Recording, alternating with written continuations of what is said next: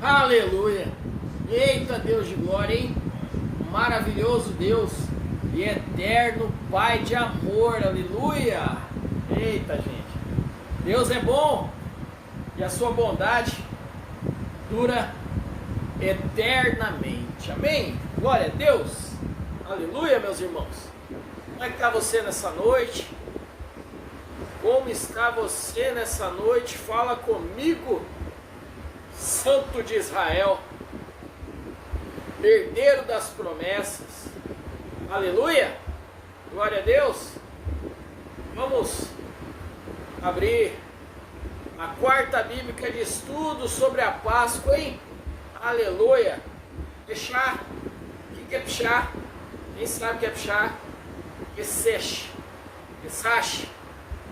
pechá. Algumas pessoas falam dessa forma, amém? Mas na verdade, da verdade, eis que vos digo que é Pesach, amém? Glória a Deus nas alturas, meus irmãos. Mais uma quarta bíblica, amém? Onde nós vamos falar, nós vamos estudar a palavra de Deus, amém? Glória a Deus. Gil da onde que eu tirei, Gil? Ju é brabo, hein? Gil, Pastor Fabrício, Catiane, Marcelo e quem mais foi entrando aí, vai dando glória a Deus. Tá ouvindo bem? Vou deixar aqui as duas traduções. Everything, amém? Glória a Deus. Sou meio ruim de inglês, gente, mas amo esse louvor pra mim de Deus, amém? E aí de quem discordar comigo. Vou deixar aqui um sonzinho baixinho pra nós e vamos falar da palavra do Deus Altíssimo. Estão ouvindo bem, meus queridos? Glória a Deus. Vamos orar?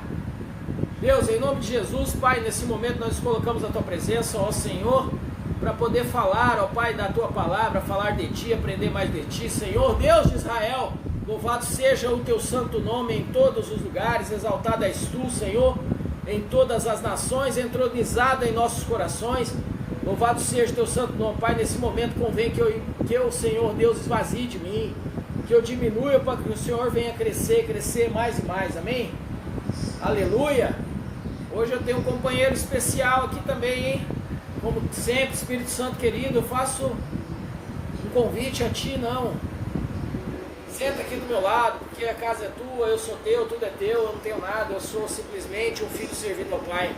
Senhor, em nome de Jesus, Espírito Santo, faz presente, aleluia. Que o Senhor possa sentar aqui no meu lugar, aqui nesse sofá lindo aqui na minha frente. Senta aqui, Espírito Santo, aleluia.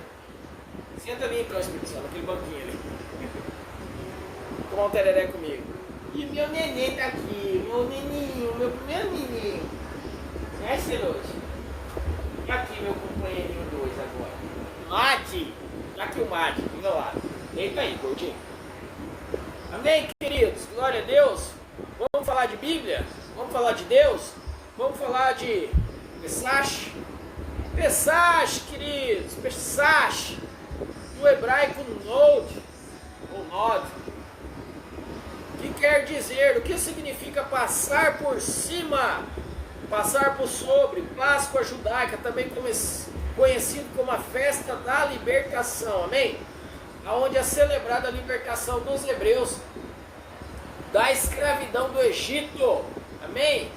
Em 14 de Nissan, ano de 1446 a.C., aleluia. Então, queridos, vamos falar hoje de Páscoa, aleluia. O que é Páscoa? Por que se instituiu a Páscoa? Qual a razão disso tudo? Por quê? Por quê? Qual o motivo? Por que nós comemoramos? A Páscoa ela é comemorada pelos judeus, de acordo com a tradição. A primeira celebração da Páscoa ela ocorreu há 3.500 anos, quando, de acordo com a Torá, Deus enviou as 3 pragas do Egito, amém? Sobre o povo todo, sobre toda aquela nação. Os egípcios pagaram um preço por conta do coração duro de Faraó. Vou tirar o óculos que eu estava refletindo aqui, eu não estou gostando não. Amém? Aleluia! Hoje nós vamos falar sobre a Páscoa, querido. A Páscoa que é comemorada tanto pelos judeus quanto pelos cristãos. Cristão protestante, cristão em todas as áreas, o católico, o protestante também comemora, mas os judeus eles comemoram como a festa da libertação, a passagem da escravidão para a libertação. Nós, quanto a cristãos, nós comemoramos a mesma passagem, só que nós comemoramos a passagem da vida, da morte para a vida, amém? A celebração da vida, aonde Jesus Cristo se doou por amor de nós e nos trouxe vida, e vida em abundância, porque outrora nós éramos mortos, escravos da morte, aonde nós morríamos e as pessoas que morriam iam para o Hades, iam para o inferno, né? E hoje não, hoje depois, após Cristo ter sacrificado em favor de nós, nós temos vida, e vida em abundância, aleluia, glória a Deus, glória a Deus. Então a Páscoa judaica para os judeus é a festa da liberdade, pois comemora a saída do Egito, local onde habitaram por mais de 400 anos, sendo o período desses 400 anos, eles habitavam como escravos naquela terra, porque o faraó ele não reconhecia, não tinha noção de quem foi José, né? Porque os hebreus eles foram destinados para aquele lugar através da vida de José, porque José foi um grande governador, né? Ele era a segunda pessoa no mundo depois de Faraó, ele era um governante, ele governava aquele lugar. Com isso ele trouxe seu pai Jacó e toda a sua família, escravos e os conservos dos escravos, os escravos dos escravos dos escravos e o povo hebreu, e foram todo mundo para o Egito. Então eles procriaram, eles tiveram filhos e filhas e foram prósperos naquele lugar. E o faraó começou a observar, o novo faraó ele começou a observar acerca desse povo que multiplicava muito rápido, né? Multiplicava muito rápido. Esse faraó então escravizou o povo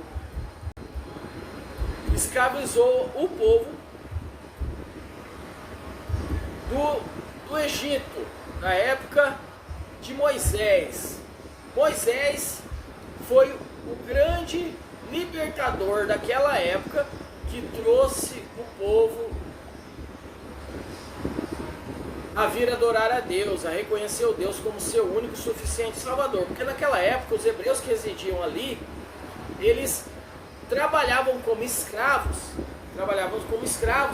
só que eles não tinham direito algum e não sabiam quem era, né?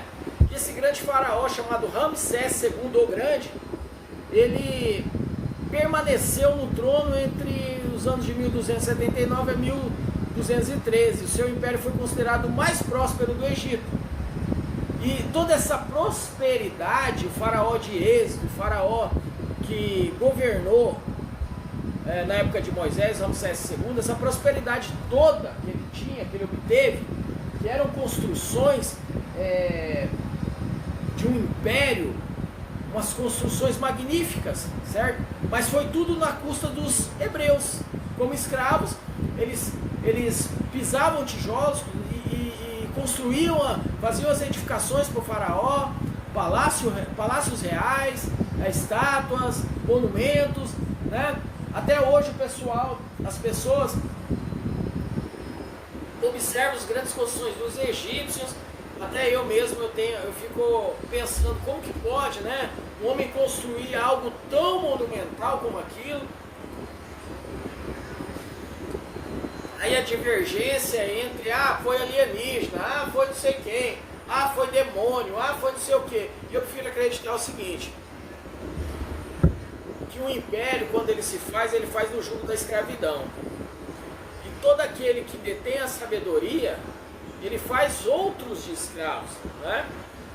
E com a sabedoria que esses grandes homens tinham, porque tinham conselhos, tinham pessoas que eram muito sábias, que construíram algo como uma engenharia fenomenal, só que quem executava era o serviço braçal.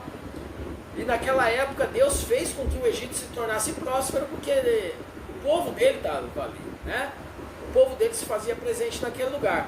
Então a nossa Páscoa, ela é comemorada, eu tenho a seguinte afirmação a fazer referente à Páscoa. Nós comemoramos as duas, porque a libertação do povo hebreu foi possível porque Deus assim o quis, porque fazia um prenúncio ao Jesus Cristo, a Jesus Cristo. Então nós temos a Páscoa citada em Êxodo 12, 21, Deuteronômio 16, 2, 5 aos 6, ou seja, do 2 ao 6, capítulo 16.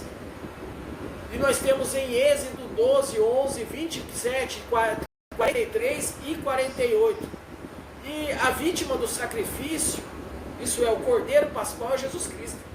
É Jesus Cristo. O Cordeiro Pascual, que outrora eram animais sem mácula, sem nenhuma fenda, sem nenhum corte, nenhuma mancha, eram perfeitos aos olhos de Deus, para Ele mesmo receber como oferta, como sacrifício. Só que depois de Jesus Cristo acabou isso, meu irmão. E o verdadeiro significado de uma Páscoa, que muitos não sabem, a origem começou lá no Egito, quando Deus lançou as 10 pragas no Egito, para que o povo pudesse sair do jugo de Faraó, de Ramsés II, para irem adorar a Deus. Olha, meu filho, que coisa linda aí, ó, vendo o pai ministrar a palavra. Aí veio pelo celular, podendo sentar aqui do meu lado, né? Ô, cabeça. Mas é meu filho, tá, gente? Lindo, maravilhoso, muita coisa em comum, tá vindo ele. Vem cá. Fala pro mundo, meu filho. Olha aqui, meu filho, coisa linda, ó. Meu filhão. Bênção de Deus. Amém? Glória a Deus, queridos. Então vamos lá. Ramsés, ele era um faraó que tinha um coração endurecido. Só que o coração dele era endurecido pelo próprio Deus. As 10 pragas do Egito, elas tinham um significado. Era para destronar 10 deuses egípcios, hein?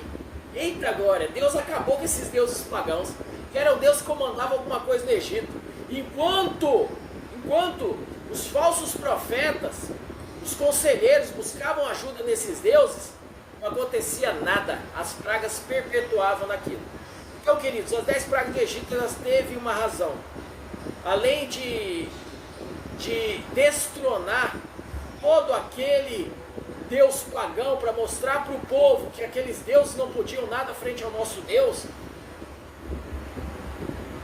a segunda razão era de instituir a Páscoa, para dar um sinal da vida de Jesus Cristo, era um prenúncio, um presságio. Então, queridos, as 10 pragas do Egito, que o coração do faraó foi endurecido pelo próprio Deus, teve esse significado de destronar Deus, todos os deuses pagãos, os deuses egípcios que não faz nada, Deus furado, Deus de D minúsculo, aleluia.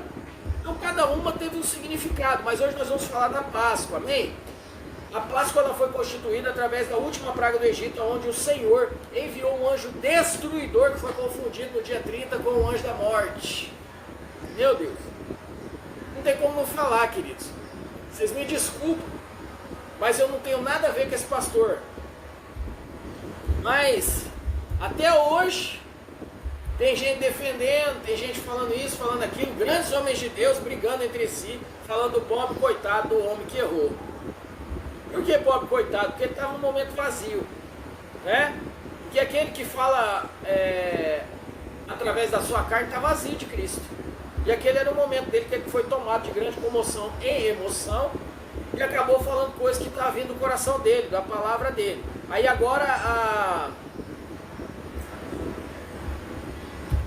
a desculpa é porque um delegado veio não sei da onde, falou para ele que foi uma noite, uma madrugada onde teve mais vítima de Covid-19. Ô meu irmão, abre o olho, né? Que desculpa esfarrapada é essa? Porque todo dia os casos de Covid-19 só tem aumentado. Ela está numa crescente. Aí vem me falar que o delegado falou que foi o dia que mais morreu. De ontem para hoje foi mais morreu também. De hoje para amanhã vai morrer mais gente ainda. Aí vem com uma desculpa esfarrapada dessa. Seria bem melhor esse sacerdote do Senhor, porque é um homem de Deus, ir na rede social e falar: eu errei, por favor, me perdoe. Só isso. Só isso. Eu, quando eu erro, eu digo que eu errei, eu peço perdão. Quantas são as pessoas que eu cheguei um dia, eu errei e pedi perdão? A minha esposa, eu pedi perdão. Eu já pedi perdão pro meu pastor, que eu o julguei, e fui na rede social pedir perdão. Pedi perdão por escrito, falado. Fui na frente dele pedir perdão, me deu mensagem pedindo perdão, liguei para ele conversando pedindo perdão. Então assim, se eu errar, eu vou pedir. Eu vou pedir. Mas até hoje, para a honra e glória de Deus, não teve uma profecia, uma revelação que saiu da minha boca, que não veio da parte de Deus e que não foi certa. Inclusive essa do dia 30. Bruno! Eita glória! Aleluia, Vaso! Ei, Bruno! Esperando faz hora, hein, Vaso? Até hoje não teve uma profecia ou revelação que saiu da minha boca, da parte de Deus, não da minha parte, que não se cumpriu. Inclusive essa do dia 30, que eu falei que não ia acontecer nada, e nada aconteceu. Amém? Porque Deus é fiel, Ele é justo e verdadeiro. Ele não vai sacrificar novamente o povo, porque Ele fez uma aliança com Noé, dizendo que jamais exterminaria a nação mundial por conta dos seus pecados, que cada um seria responsável e viria a consequência do seu pecado. Então não existe condenação para quem está em Cristo Jesus, e para quem está no mundo está colhendo a sua própria condenação, já está recebendo a sua recompensa. Amém? Cristiane Brandão, Bruno Brandão, ó, mãe e filho, aleluia, glória a Deus. Então acabou, queridos, acabou. Aí veio o pastor Trovão, homem de Deus, servo do Senhor, falou um monte de coisa, concordo com algumas, outras eu discordo. Esse negócio do delegado falou, acabou, para mim não serve. Outra coisa que não serve: fé não é emoção, não é sentimento, fé é decisão. Eu decido exercitar minha fé, porque sentimento não leva a nada. E principalmente sacerdote que sobe no altar com sentimento no coração, filho, ora para Deus, pede para se esvaziar, para que ele possa tomar o lugar dele e ministrar a palavra. Amém? Glória a Deus. Acabou a conversa. Eita glória! Páscoa, meus irmãos, Páscoa. Não tem como falar de Páscoa a não falar das 10 pragas do Egito, porque existe um significado das 10 pragas. Amém? Existe um significado das 10 pragas do Egito. Quais os deuses do Egito que foram atingidos por essas 10 pragas? Uma das histórias mais espetaculares da Bíblia é que chama a atenção de todos nós cristãos e não cristãos, é a narrativa dessas 10 pragas. Essas 10 pragas derramadas pelo Senhor sobre o Egito, de maneira incrível, que aconteceu em Êxodo. Tem um filme aí chamado Êxodo. Aquilo lá é papagaiada, tá, gente? É o homem tentando mostrar que Deus não fez coisa nenhuma, que foram acontecimentos naturais, que o mar foi lá, voltou e deixou a terra plana. É mentira, porque ficar quilômetros e o mar retroceder. Quando o mar retrocede, vem um grande tsunami. Quando o mar é tomado da beira da praia, da sua costa, pode saber que vai vir uma onda gigante atrás. Então é uma conversa fiada. Ah, mas teve lá a praga. Eu vou falar praga por praga, vou dando a narrativa e a conclusão cristã. Essas terríveis pragas atingiram por um objetivo: conduzir Faraó ao arrependimento e revelar ao nosso Deus que Ele é o único e verdadeiro, Rei soberano sobre o universo. O termo Faraó era um título dado ao rei do Egito, homem poderoso. Ele era tão poderoso que ele se intitulava Deus fulano de tal, Horus, Deus não sei o que, da terra. É brincadeira? O cara era tão louco, tão tomado pelo orgulho, pela soberba, que ele se intitulava Deus na terra. Brincadeira? Como que Deus, em sua divindade, vai pisar na terra, conviver com pecadores, com aquela sacanagem dos infernos que era o Egito? Então, queridos, esse título dado ao rei, ele se auto-intitulava filho de Ra, como um deus. Além do deus falso, Ra, os egípcios criaram um panteão de outros deuses, que eram tidos como responsáveis pela vida, fertilidade, imortalidade, etc. Sendo que os israelitas foram reduzidos à escravidão, meus irmãos, por conta disso. Por muitos e muitos anos, 400 anos na verdade. Além do falso deus Ra, os egípcios criaram outros deuses, né? E os corações israelitas que clamavam por libertação da opressão, do jugo do faraó, haviam ascendido aos céus.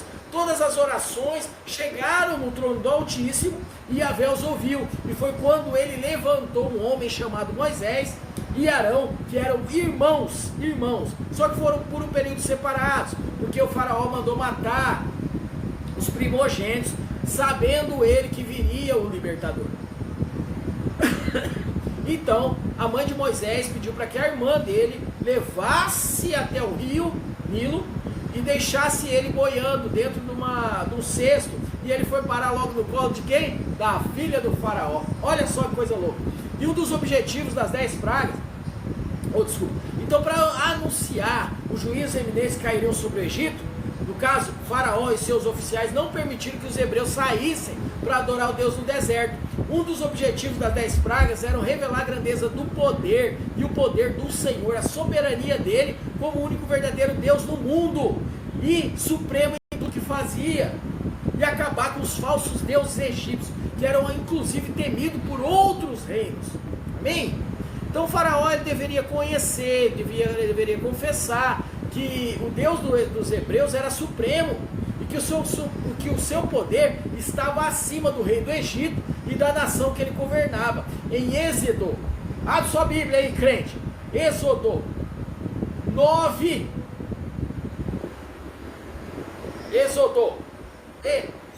aleluia, é que às vezes dá uma enroscada. Êxodo 9,16, abre aí que nós vamos conversar agora, aleluia. 20 horas, tem pouco tempo, hein? Êxodo 9,16 é o seguinte: mas eu mantive em pé exatamente como este propósito, mostrar a você o meu poder e fazer que o meu nome seja proclamado. Isso foi Deus, querido, foi Deus, proclamado por toda a terra. Você está achando que essa praga que está aí chamada Covid é para quê? É para proclamar o poder do homem que vai encontrar a cura, a vacina? Querido, se não for Deus na causa, acabou tudo, amém? Glória a Deus, aleluia. Então, queridos, qual foi o significado disso? Foi a primeira praga. Qual foi o significado da primeira praga? Água e sangue. Cada uma das 10 pragas foi dolorosamente, literalmente, dirigida contra algum aspecto de uma falsa religião. A primeira praga, a transformação das águas do Nilo e todas as águas do Egito em sangue, foi a ofensa ao deus Nilo, a personificação de Hapi, que acreditava ser um deus da fertilidade. Deus da fertilidade é o Deus Todo-Poderoso, que concedeu à mulher o dom maravilhoso de gerar, o dom da vida, de gerar vida, amém? A aliança entre o homem e a mulher tem frutos, filhos, amém? Ou filho. Como eu e minha mulher não podemos gerar um filho, Deus nos deu de presente já grande, maravilhoso, lindo, gostoso do Pai, amém? Segunda praga, a praga das rãs, Êxodo 8, 2, 14. As rãs eram animais sagrados para os egípcios, e um dos seus ídolos, a deusa Requete, tinha cabeça de rã. Eles supunham que ela possuía o poder criador. Como é que pode? Olha a divergência. Um é a deusa da fertilidade, a outra é a deusa da criação. Não é? As duas fazem a mesma coisa. Porque a fertilidade está ligada à criação. Não tem como a pessoa ser fértil, ser uma árvore frutífera e não dar fruto. Fica louca, hein, mano? Está lá em Êxodo 8, 2, 14, crente. Dá uma olhada lá depois. A terceira praga de piolho, todo mundo coçando a cabeça na rua, é brincadeira, gente. Êxodo 8, 16 ao 19. A terceira praga, Arão estendeu a mão com o seu bordão e feriu o pó da terra. E o pó da terra se tornou em piolhos. Piolhos é massa, né? que infestaram os homens, o gado, por toda a terra do Egito. E os magos egípcios tentaram produzir tal feito, mas não reconheceram a sua impotência e disseram: isso é dedo de Deus. Agora para pensar, crente. O faraó não acreditava. E os seus conselheiros, os seus magos, reconheceram que isso era dedo de um Deus, algo supremo maior do que o Deus deles. Mosca do Egito. Êxodo 8, 20 e 32. Novamente foi dada a chance para o faraó reconhecer o Deus verdadeiro e se arrepender de seus pecados, deixando os hebreus partirem para servir o Senhor. Então a quarta praga, ela consistia em enxames de mosca que infestaram todo o Egito. Um novo elemento era introduzido a partir dessa praga: a distinção entre os egípcios e os adoradores verdadeiros de Deus, que está em Êxodo 8, 22. Enquanto as casas dos egípcios eram infestadas pelos enxames de mosca, a dos israelitas na terra de Gozem não foram atingidas. Mais uma vez, a falsa religião egípcia era derrotada e a separação entre egípcios e israelitas constituída em uma evidência adicional do caráter miraculoso dos juízos divinos do nosso Deus, planejado de modo a impressionar as pessoas que Deus não era uma deidade local ou mesmo nacional, mas era que possuía o poder que se estendia a todos os povos, não somente a um povo exclusivo. Tanto é que quando Jesus veio, ele veio para os dele, e os dele não o aceitaram, não o reconheceram, e foi estendido para nós gentios. E hoje nós temos a salvação e o direito da adoção a se tornar filhos de Deus. Amém? Glória a Deus. Essa é a separação. Quinta peste, a peste que veio sobre bois e vacas, foi anunciado com antecipação o dia em que o juízo divino cairia sobre o rebanho dos animais, sobre os animais a pestilência. E novamente a linha de separação entre hebreus e os egípcios do rebanho de Israel, nenhum animal foi atingido, só foi atingido os egípcios, enquanto todo o rebanho dos egípcios morreu. E essa praga certamente atingiu a crença das divindades populares do Egito antigo. Apis, o deus sagrado de Mênfis, da fertilidade dos rebanhos. Ator, deus vaca. Onde já se viu deus vaca, gente? Meu Deus do céu. Ou deusa vaca celestial, brincadeira. E Nut, algumas vezes representado como a vaca em Êxodo 9, 1 ao 7. Sexta, feridas sobre os egípcios, o que eram úlceras, está em Êxodo 9, do 8 ao 12. Até aqui os magos egípcios estiveram presentes quando os milagres foram realizados, embora tivessem reproduzido algumas falsas imitações, utilizando a ciência oculta. Nesta ocasião a praga caiu sobre eles, tamanha severidade que não podiam continuar com o rei.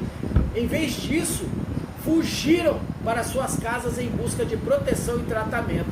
Novamente houve clara distinção entre os egípcios e os hebreus. Nenhum poder mágico ou sobrenatural pôde protegê-los. Ou seja, atingiu os egípcios, atingiu os sacerdotes do faraó, mas não atingiu o povo israelita, o povo escolhido, os hebreus na época. Amém? Então, queridos, isso deixa uma clareza de quem é Deus perante as pragas. Por que as pragas vêm? A chuva de pedra que veio, uma chuva de pedra de Deus. Êxodo 9, 13 ao 35 diz que foi fixado um tempo para o começo da sétima praga. Não aconteceu de imediato. A chuva de pedras, ela deveria cair sobre o Egito no dia seguinte, caso o faraó não se arrependesse e não deixasse os hebreus sair. Este período de tempo determinado testificaria ao rei que Yahvé era o único Senhor, Criador do céu e da terra, e que toda a natureza, animada e inanimada, estão sujeitas ao seu poder. Esses elementos considerados, meus irmãos, da terra e dos céus, e toda a natureza, animada ou inanimada, considerado pelos egípcios como seus deuses, longe de serem capazes de ajudá-los, estavam sob o controle de Deus, de Israel. Ponto. E ele ousaria como instrumento para punir aqueles que os adoravam. Como Deus se aborrece com a idolatria, meus irmãos. Ele se aborrece porque ele mandou tudo isso para o Egito, porque se ele não fizesse, não derrotasse o homem na sua idolatria, isso ia expandir pelo mundo de uma forma incontrolável, onde uma população, uma nação ou várias nações iriam continuar com suas crenças. Se o faraó e os seus servos tivessem aceitado o aviso dado de maneira tão misericordiosa, a vida dos homens, dos animais teriam sido poupadas, e não foram, mas o aviso não foi considerado e houve grande perda. Verso 20, ele insinua que alguns egípcios haviam aprendido a temer a Deus. Talvez ainda não o conhecessem como o único Deus verdadeiro, mas apenas alguém que convinha respeitar. E a forte Saraiva envergonhou os deuses considerados como tendo controle e poder daquela nação. E os elementos naturais, por exemplo, Íris, que era a deusa da água, e Osíris, deus do fogo, foi envergonhado. Com essa Saraiva que desceu a chuva de pedras de fogo. Gafanhotos. Êxodo 10, 1 ao 20. A praga de gafanhoto, ela destruiu toda a vegetação que havia sobrado da devastadora chuva de pedra. E demonstrou que Yahvé tinha controle total, absoluto, sobre todos os elementos da natureza. O juízo divino era mais uma demonstração de que a crença egípcia estava errada. 9. A escuridão total. Êxodo 10, 20 ao 23. O Egito ficou em treva densa, que não era possível enxergar as pessoas nessa escuridão, e estendeu por 3 dias. Mas na casa dos hebreus abriram luz, querido. Eita glória! Na tua casa, querido, vai haver luz. Na minha casa vai haver luz. Por mais que as trevas possam ser dissipadas em qualquer lugar, por onde eu andar, por onde você andar, você vai ser luz. Nós somos luz em meio às trevas. Você vê que as 10 pragas do Egito só apontam para Cristo, porque foi destronado falsos deuses, para quando viesse o Messias, aleluia, todos já estariam crendo no Deus absoluto. Eita glória! Então, queridos, a 10ª praga, e a mais imponente, a mais importante, aquela que deixou marca no coração de Faraó. Ela está seca. Tereré é bom demais, Gil. A 10ª praga. Esse golpe cairia sobre os primogênitos dos homens e dos animais. Deus não desejava exterminar os egípcios e nem o seu gado, mas apenas convencê-los de que a oposição ao seu propósito não seria mais tolerada. Todas as vezes que nós nos opomos em fazer algo para Deus, ou seja, a cumprir um propósito estabelecido por Ele mesmo, nós corremos esse risco, querido, a nossa morte espiritual. Essa praga, ela é uma praga que foi para a morte dos primogênitos. A festa que é realizada, Pesach, que ela é realizada, que é a festa da Páscoa judaica, a festa da libertação, ela fala muito da festa dos primogênitos. É a mesma coisa. É um cordeiro que foi imolado. Esse cordeiro, ele foi imolado, foi sacrificado para que houvesse comunhão entre famílias e o sangue fosse aspergido, fosse passado nos umbrais das portas, para que os primogênitos dos hebreus não viessem a ser visitados pelo anjo destruidor que viria para levar os primogênitos que não cumprissem com aquilo, o que foi determinado para Deus. De acordo com a tradição, a primeira celebração da Páscoa, ela aconteceu há 3.500 anos antes de Cristo, quando, de acordo com a Torá, Deus enviou essas 10 pragas, e a última que sobreveio pelos egípcios antes Antes, foi uma determinação feita pelo profeta Moisés, que foi um profeta, foi instruído por Deus a pedir que cada família hebreia sacrificasse um cordeiro e molhasse os umbrais das portas com o sangue desse cordeiro, para que não fosse acometido pela morte os seus primogênitos. À chegada da noite, os hebreus comeram a carne do cordeiro, acompanhando-a de pão ácido, pão sem fermento, e ervas amargas, como o rabo, por exemplo. E à meia-noite, um anjo enviado por Deus feriu de morte todos os primogênitos egípcios. Anjo enviado por Deus, o destruidor. Foram os animais, foram os primogênitos dos animais e os primogênitos dos egípcios, os herdeiros da promessa egípcia, ou seja, sucessores, inclusive da casa do faraó. Então o faraó, temendo a ira divina, dessa vez aceitou liberar o povo de Israel para a adoração de Deus no deserto, o que levou ao êxodo. Com a recordação dessa libertação, do castigo de Deus sobre o faraó, foi instituído para todas as gerações o sacrifício do Pesach. É importante notar a palavra Pesach. Significa passagem. Escravidão para libertação. Escravidão para liberdade. Passagem. Eles passaram de uma condição para outra. Porém, a passagem do anjo da morte, que também pode ser levar à alusão a essa palavra Pesach, não a passagem dos hebreus ao Mar Vermelho. Aquilo lá foi outra passagem, ou outra passagem qualquer.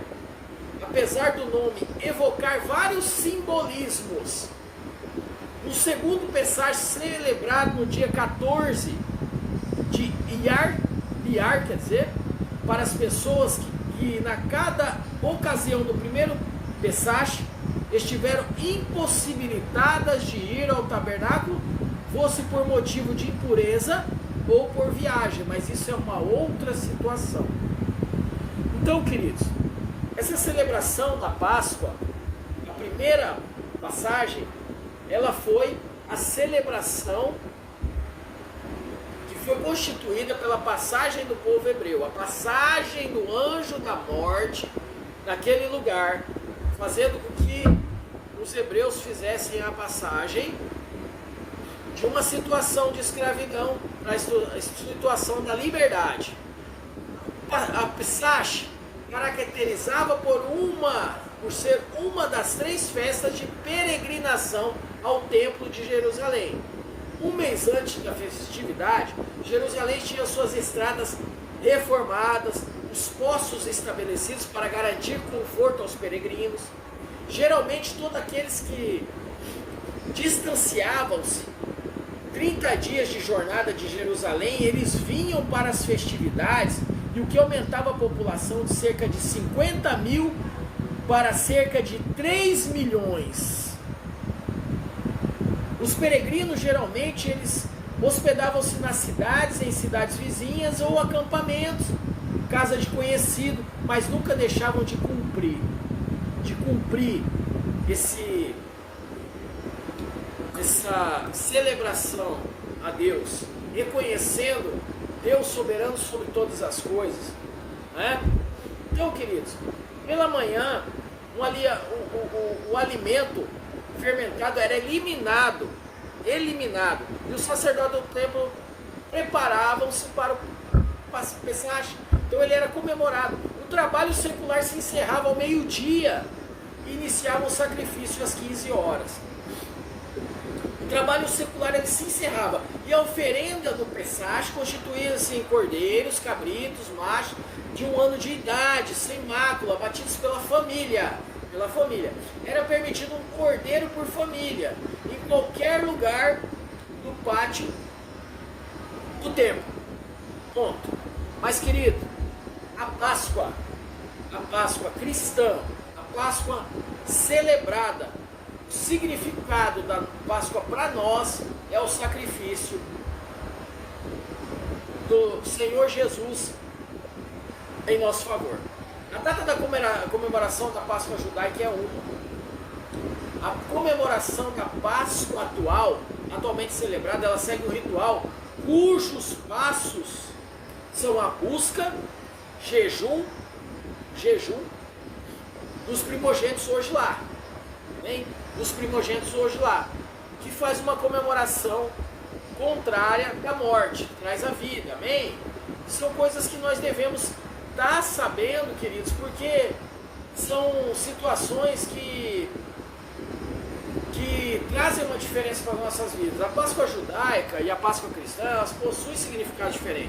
Os judeus comemoram a passagem da escravidão para a libertação, enquanto nós cristãos comemoramos a passagem da morte para a vida, durante a ressurreição do Senhor Jesus, o nosso Messias, o nosso Senhor, aquele que vai voltar para nos buscar.